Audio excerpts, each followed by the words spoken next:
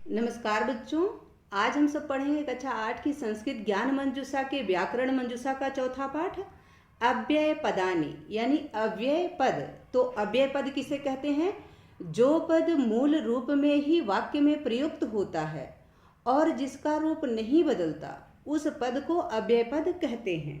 यानी जिन शब्दों के रूप लिंग, वचन, कारक और काल के अनुसार नहीं बदलते उन्हें अव्यय पद कहते हैं, अव्यय शब्द कहते हैं। ठीक है, अब यहाँ अव्यय के कुछ उदाहरण दिए गए हैं तो हम इनके बारे में जान लेते हैं। अव्ययान यानी अव्यय पद और अर्थ यानी अर्थ, ये अव्यय पद हैं और ये अर्थ दिए गए हैं। इधर अव्यय पद, इधर अर्थ, अव्यय पद और अर्थ। अधुना, अधुना का अर्थ होता है अब यानी इसी समय। हुआ का अर्थ होता है बीता हुआ कल यानी जो कल बीत गया, स्टरडे।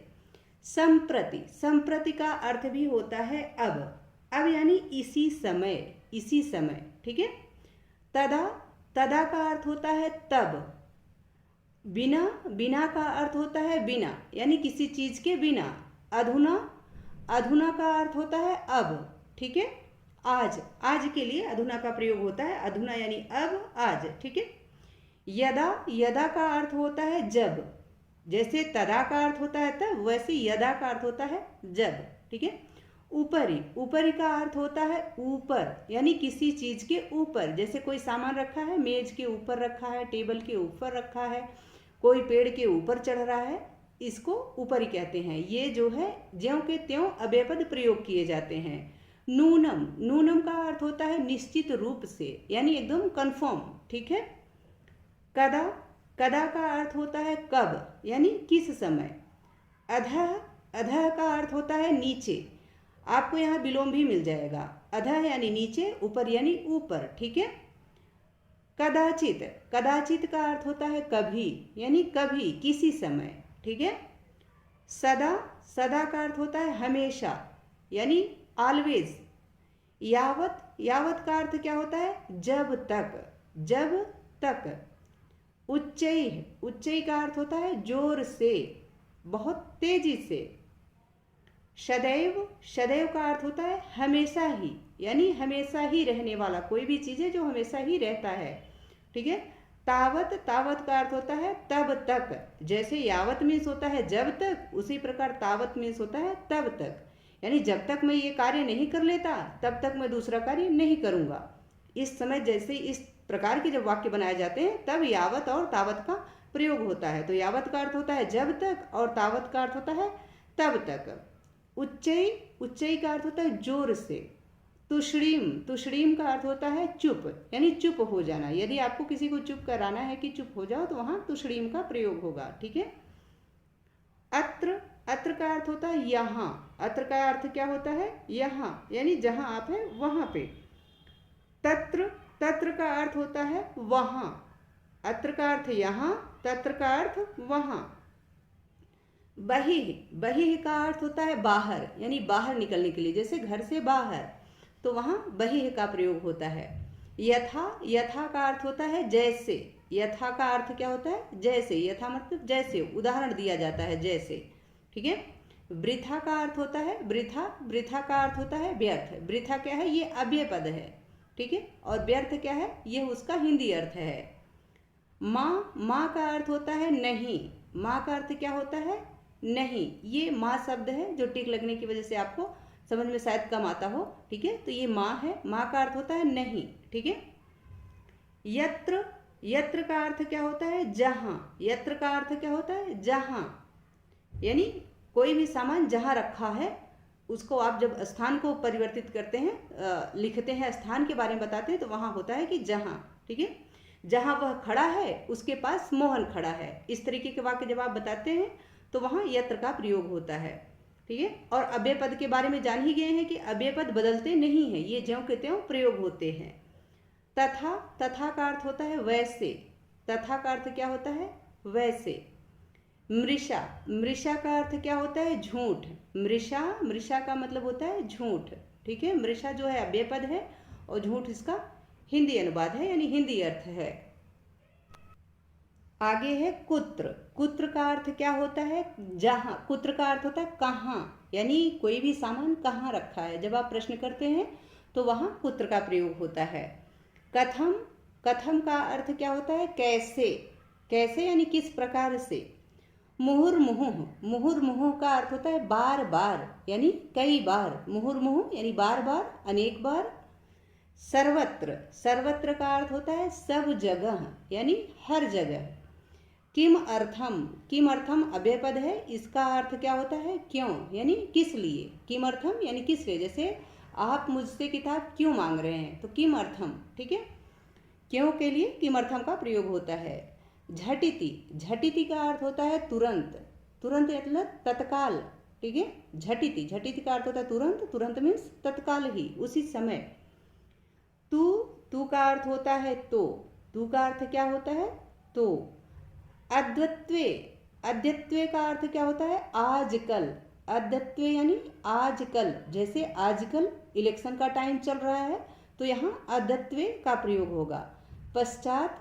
पश्चात का अर्थ होता है पीछे, यानी बाद में, किसी चीज के पीछे। जैसे हमने पढ़ने के पश्चात अभ्यास कार्य किया, तो जब हम इस तरीके से प्रश्न करते हैं, बताते हैं, अपनी बात को रखते हैं, तो वहाँ पश्चात का प्रयोग होता है। और पश्चात जो है ये अव्यय पद है, इसका अर्थ होता है पीछे यानी बाद में, ठीक है। आगे है च। च अव्यय पद है, इसका अर्थ होता है और। च का मतलब और होता है। अन्योद्यो। अन्योद्यो का अर्थ होता है अन्य दिन। अन्य दिन यानी किसी और दिन।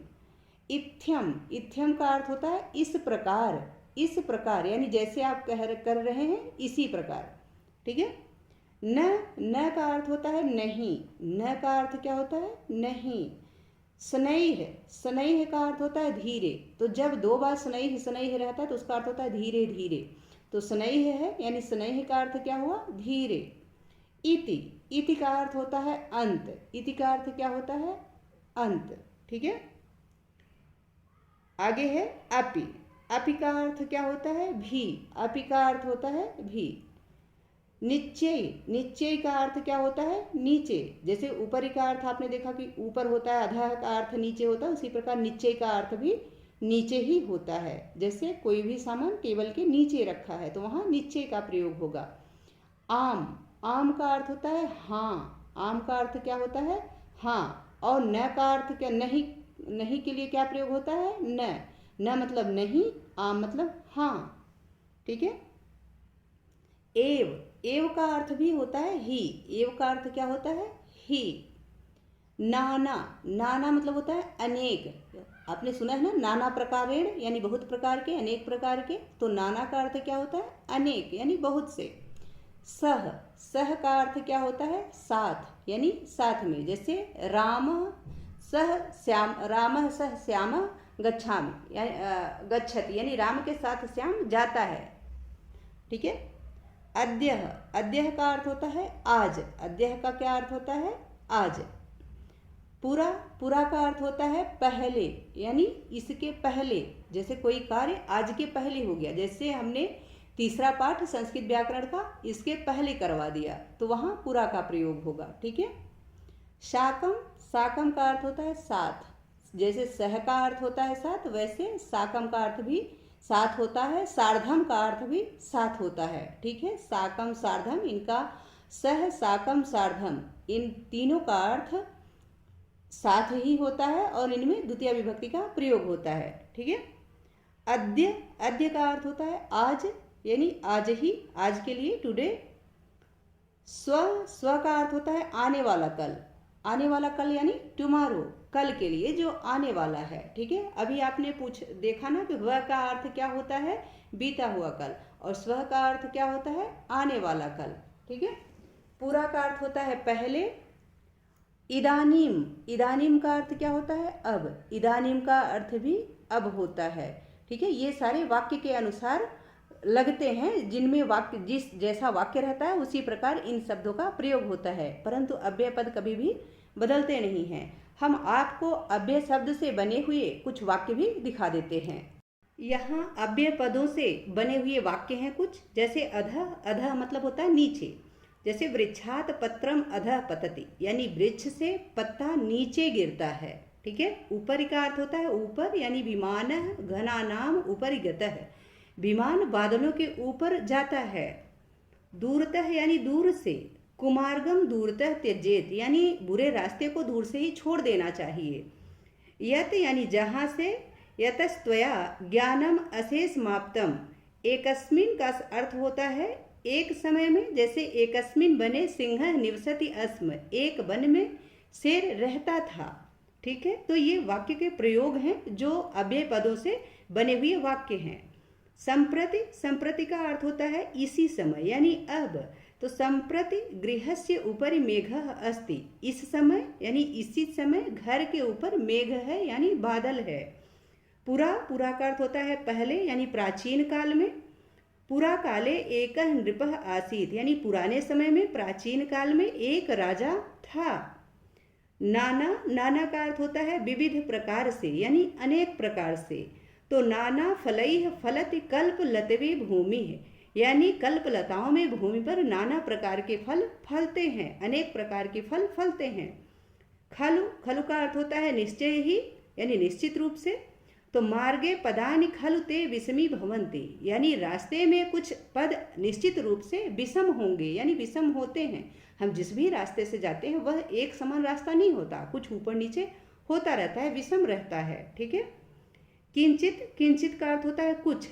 तो किंचित अल्पाहारम ददातु, कुछ अल्प आहार दे दो, यानी कुछ थोड़ा दे दो, आहार दे दो थोड़ा सा। ठीक है, तो ये इसके उदाहरण हैं जो अव्यय पदों से बने हुए वाक्य हैं। अव्यय पदों के बारे में आप लोग अच्छे से समझ गए होंगे। अव्यय पद को अविकारी पद भी कहते हैं, अविकारी शब्द भी कहते हैं। इसलिए विकारी का, अविकारी का अर्थ होता है परिवर्तन, जिनमें कोई परिवर्तन नहीं होता, वो ज्यों के त्यों ही रहते हैं, उसे अविकारी शब्द या अव्यय शब्द कहते हैं। तो इस अविकारी और अव्यय ये एक दूसरे के पर्यायवाची होते हैं। ठीक है, आशा है आप सबको ये अव्यय पदानी पाठ अच्छे से समझ में आ गया होगा। यदि पाठ से संबंधित या वीडियो से संबंधित कोई सुझाव हो तो प्लीज़ कमेंट बॉक्स में अवश्य लिखें। वीडियो पसंद आए तो लाइक, शेयर एंड सब्सक्राइब जरूर करें। बहुत बहुत धन्यवाद।